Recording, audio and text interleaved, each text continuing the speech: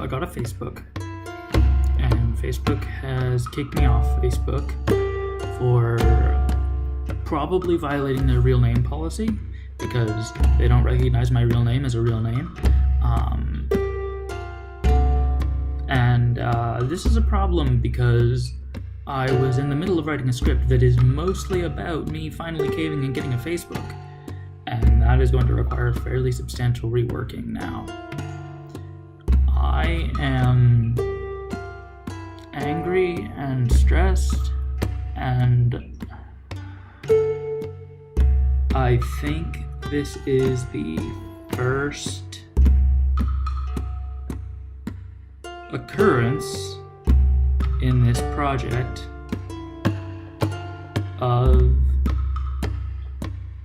the rock slipping and rolling back down to the bottom of the mountain. I'm trying so hard, and it isn't working. Just kind of terrifying. And it's also the point of this project.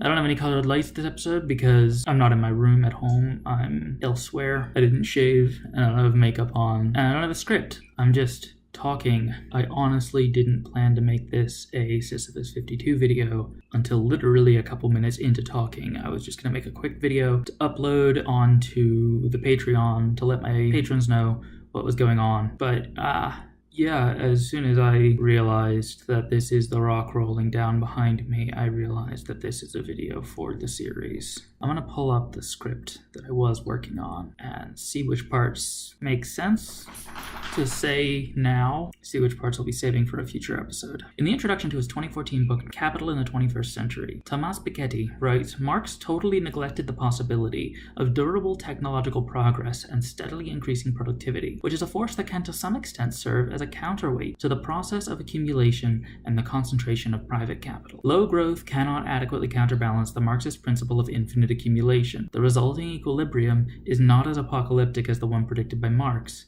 but is nevertheless quite disturbing. Piketty was saying that while Marx correctly predicted the economic forces in capitalism would constantly push to make things worse for the working class, he didn't anticipate the quality of labor improvements generated by rapidly improving technologies. As a production technology improves, the amount of work a laborer does to get the same output drops. Bosses catch on, of course, and then they push the workers harder, and then things get bad again, and then tech improves again, and the cycle goes on, and this, Piketty seems to posit, is why things will never get quite bad enough to spur that mass uprising of workers that Marx believed was inevitable.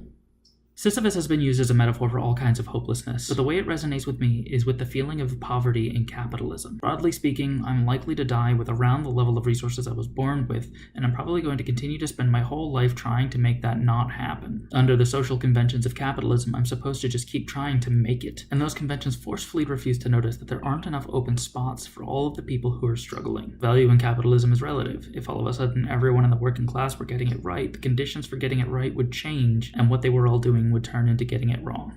And I am going to keep trying to make it too, because in spite of the fact that trying to make it is basically just a labor-intensive way of playing the lottery, it's the only pathway I know of that doesn't entail subordinating my abilities to someone else's agenda.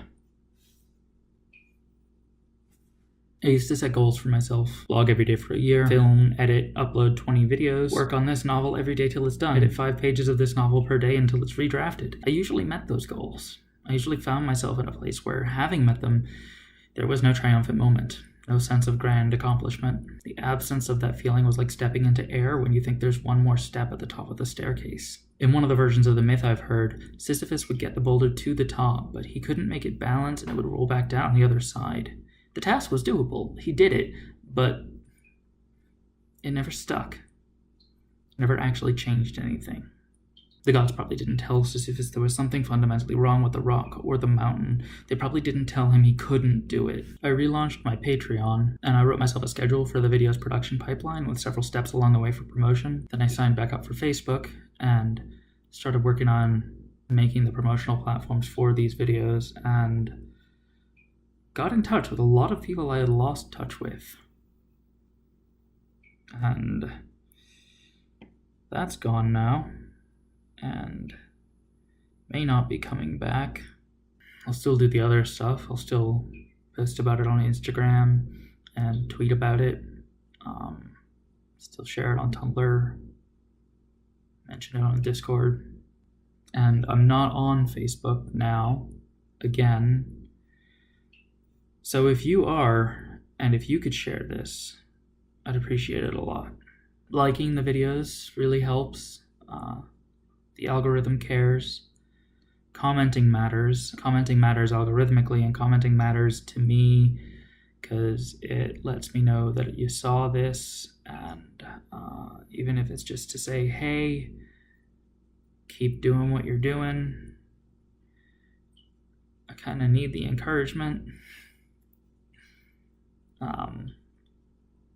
If you subscribe to the channel, you'll be more likely to see the videos when they come out, and if you hit the bell next to the subscribe button, you'll get notifications informing you when I post new content. Finally, yeah, that Patreon.